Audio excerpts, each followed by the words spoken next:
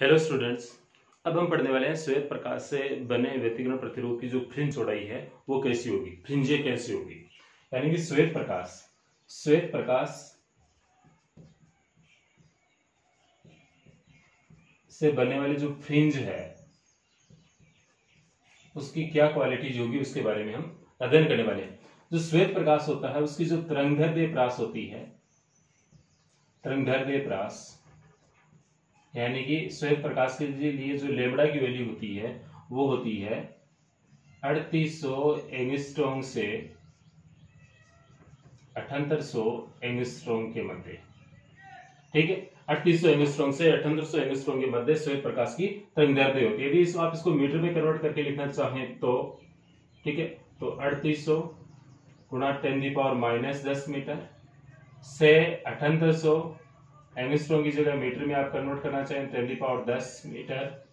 ठीक है, और यहाँ पर आप इस प्रकार से भी लिख सकते हैं 3.8 इंटू 10⁻⁷ मीटर से 7.8 इंटू 10⁻⁷ मीटर। ठीक है, ये टू टाइम्स कम करना है तो आपको यहाँ पे कितना हो गया 8।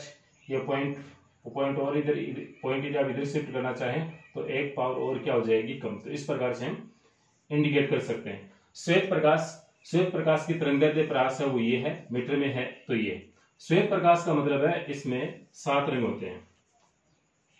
श्वेत प्रकाश में कई रंग होते हैं। ठीक है, और जो सबसे ज्यादा तरंगदैर्ध्य का प्रकाश होता है वो लाल होता है, और जो सबसे कम तरंगदैर्ध्य जो प्रकाश होता है वो क्या होता है, बैंगनी होता है, यानी वोयलेट, रेड और ये वोयलेट। ठीक है, तो अब हम क्या कर रहे हैं कि श्वेत प्रकाश द्वारा उत्पन्न व्यतिकरण फ्रिंजे। कहने का मतलब यही है, आपके पास में दो प्रकाश स्रोत हैं S1 और S2, और यहां पर आपने पर्दा रख रखा है S2 और ये S1। ठीक है, और ये पर्दे का क्या है, केंद्रीय भाग ओडेस। अब यहां पर हम देख रहे हैं कि इस S1 से यहां पर आने वाले जो प्रकाश की किरण है वो, और S2 से आने वाले जो प्रकाश की किरण है ये दोनों समान दूरी तय करके यहाँ बिंदु ओडेस पर पहुंचती हैं। ओडेस क्या है, पर्दे का केंद्रीय भाग है। समझने का प्रयास कीजिए आप, पर्दे का क्या है, केंद्रीय भाग है। ठीक है, तो केंद्रीय भाग पर जो पहुंचने वाले जो प्रकाश की किरणें हैं इनके मध्य जो पथांतर है यानी डेल एक्स की वैल्यू क्या है, 0 है। ठीक है, तो डेल एक्स की वैल्यू 0 होने के कारण यहाँ पर जो फ्रिंज बनेगी वो क्या बनेगी, दीप्त बनेगी, दीप्त फ्रिंज बनेगी, यानी चमकीली फ्रिंज बनेगी। ठीक है, किस रंग की बनेगी, तो इसका आंसर है वह श्वेत रंग की ही बनेगी, श्वेत रंग की ही बनेगी। ठीक है, श्वेत रंग की ही बनेगी। इस केंद्रीय दीप्त के इस ओर या फिर इस ओर जो सबसे नजदीक यहाँ पर जो फ्रिंज बनेगी वो कौन से कलर की बनेगी, रेड। और इधर भी जो सबसे नजदीक जो फ्रिंज बनेगी वो भी किस कलर की बनेगी, रेड कलर की बनेगी। और इससे जो सबसे दूरी पर बनेगी यहाँ पर फ्रिंज वो किसकी बनेगी, वॉयलेट। और इधर भी इससे जो सबसे दूरी पर बनेगी वो क्या बनेगी, वॉयलेट कलर की बनेगी, यानी बैंगनी रंग की बनेगी। ऐसा क्यों, ऐसा इसलिए होता है कि प्रकाश का जो रेड कलर के लिए जो लेमड़ा है वह ज्यादा होता है किससे, आर लेमड़ा वी से, यानी कि बैंगनी से ज्यादा होता है, या बाकी रंगों से क्या होता है, इसका तरंगदैर्ध्य क्या होता है, ज्यादा होता है। ठीक है, दूसरी बात यहाँ पर है कि पर्दे के केंद्रीय भाग पर श्वेत फ्रिंज ही क्यों बनेगी, क्योंकि यहाँ से आने वाले जो प्रकाश की किरणें हैं वो अलग अलग रंग की होंगी, अलग अलग रंग की होंगी, और उन सब के लिए पथांतर क्या है, 0 है। ठीक है, और सभी रंगों की जो तरंगे हैं यहाँ पर एक जैसे फ्रिंज बनाएंगी। ठीक है, रेड की भी वही बनाएंगे, ब्लू की भी वही बनाएंगे, वॉयलेट की भी वही बनाएंगे, यानी कि सब जो रंग है वो एक जैसे फ्रिंज बनाने का यहाँ पर प्रयास करेंगे। और सभी रंग यदि यहाँ पर मिल जाते हैं, यदि सभी रंग यहाँ पर मिल जाते हैं तो सभी रंगों को मिलाकर पुनः यहाँ पर क्या प्राप्त हो जाएगा, श्वेत रंग। क्या प्राप्त हो जाएगा, श्वेत रंग। इसलिए पर्दे के केंद्रीय भाग पर क्या बनती है, श्वेत फ्रिंज बनती है। इसके पश्चात श्वेत प्रकाश के व्यतिकरण प्रतिरूप के इस गुण के कारण ही जो हम इसका उपयोग करते हैं वह उपयोग केंद्रीय फ्रिंज की स्थिति पता लगाने में करते हैं। यानी कि श्वेत प्रकाश के इस गुण के कारण ही हम फ्रिंजों की जो केंद्रीय फ्रिंज कहां बनती है उसकी लोकेशन पता करने के लिए ही हम श्वेत प्रकाश का उपयोग करते हैं। जैसे हम एक एक्सपेरिमेंट कर रहे हैं, हमारे पास में यहाँ पे दो प्रकाश स्रोत हैं S1 और S2, ठीक है। इनके सामने आपने क्या रख दिया, पर्दा रख दिया। यहाँ पर आपने रेड कलर का प्रकाश स्रोत मान रखा और यहाँ पर रेड कलर का प्रकाश स्रोत मान रखा है, ठीक है। अब यहाँ पर इस पर्दे पर एक आपकी चमकीली बनेगी, एक यहाँ पर आपकी डार्क बनेगी, फिर यहाँ पर चमकीली बनेगी, फिर डार्क बनेगी, फिर चमकीली बनेगी, फिर डार्क बनेगी। अब आपको ये पता नहीं चल पाएगा कि कौन सी जो फ्रिंज है वो केंद्रीय फ्रिंज कौन सी है। तो केंद्रीय फ्रिंज की आपको स्थिति यहाँ पर पता नहीं चल पाएगी, क्योंकि यहाँ पर जो ब्राइट बन रही है वो रेड कलर की होगी, डार्क है ये ब्लैक है, ये क्या रेड है, ये ब्लैक है, रेड है, ब्लैक है। तो आपको ऐसे पता नहीं चलेगा कि कौन सी जो फ्रिंज है वो केंद्रीय फ्रिंज है।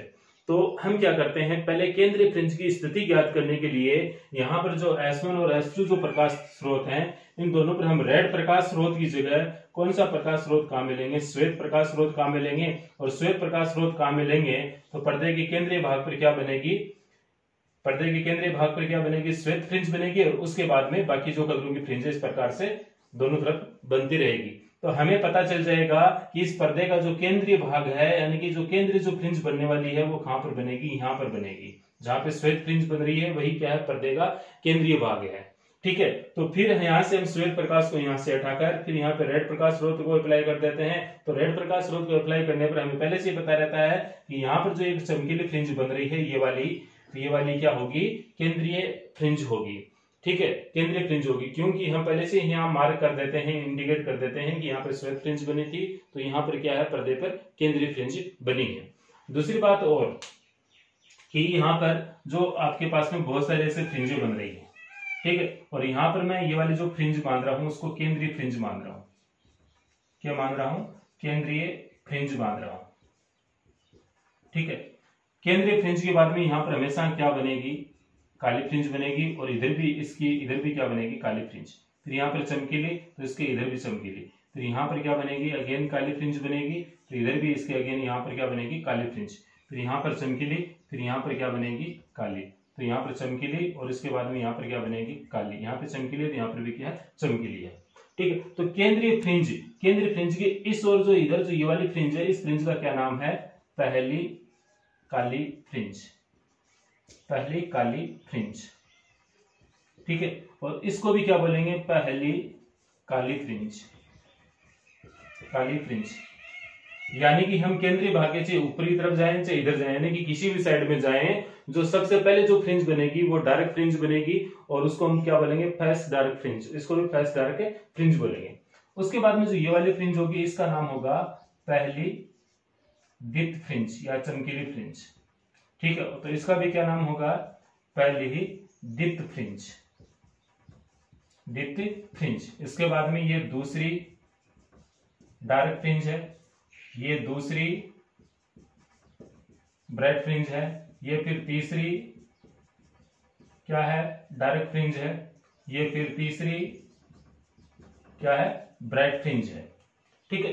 तो यहाँ पर हम पहली फ्रिंज किसको मान रहे हैं, दूसरी फ्रिंज किसको मान रहे हैं, कौन सी चमकीली है, कौन सी काली है। तो इस क्रम से हम इनको एज्यूम करेंगे। हमेशा जो सेंटर में बनेगी उसका क्या नाम होगा, केंद्रीय दीप्त फ्रिंज होगा। व्यतिकरण में क्या होगा, केंद्रीय दीप्त फ्रिंज होगा, ठीक है। या फिर इसको केंद्रीय उच्चिष्ट भी बोलते हैं। उसका दूसरा क्या नाम है, केंद्रीय उच्चिष्ट। ये क्या, प्रथम निम्निष्ठ, काली फ्रिंज को निम्निष्ठ के रूप में बोलते हैं। और ये क्या है, प्रथम उच्चिष्ट। तो ये तो केंद्रीय हो गया, सेंटर का हो गया, ठीक है। ये फर्स्ट क्या है, निम्निष्ठ है, क्या है, निम्निष्ठ। और ये क्या है, फर्स्ट क्या है, उच्चिष्ठ। उच्चिष्ठ का मतलब है संपोषी व्यतिकरण और निम्निष्ठ का मतलब है विनाशी व्यतिकरण। और विनाशी व्यतिकरण, निम्निष्ठ या काली फ्रिंज बोले या डार्क फ्रिंज बोले, एक ही बात है, ठीक है। तो मैंने आपको यहाँ पर समझाने की पूरी कोशिश की है, ठीक है। तो यहाँ पर श्वेत प्रकाश के बारे में आपको पता होना चाहिए। श्वेत प्रकाश है तो श्वेत प्रकाश में 7 रंग होंगे। 7 रंगों को यदि हम मिलाकर बनाए तो क्या बनेगा, श्वेत प्रकाश बनेगा। श्वेत प्रकाश की जो तरंगदैर्घ्य प्रकाश होती है वो 3800 एंगस्ट्रॉम से 1800 एंगस्ट्रॉम के मध्य होती है, ठीक है। और श्वेत प्रकाश को यदि मीटर में इसकी तरंगदैर्घ्य प्रकाश लिखना चाहें तो इस प्रकार से एंगस्ट्रॉम को मीटर में हम कन्वर्ट कर सकते हैं।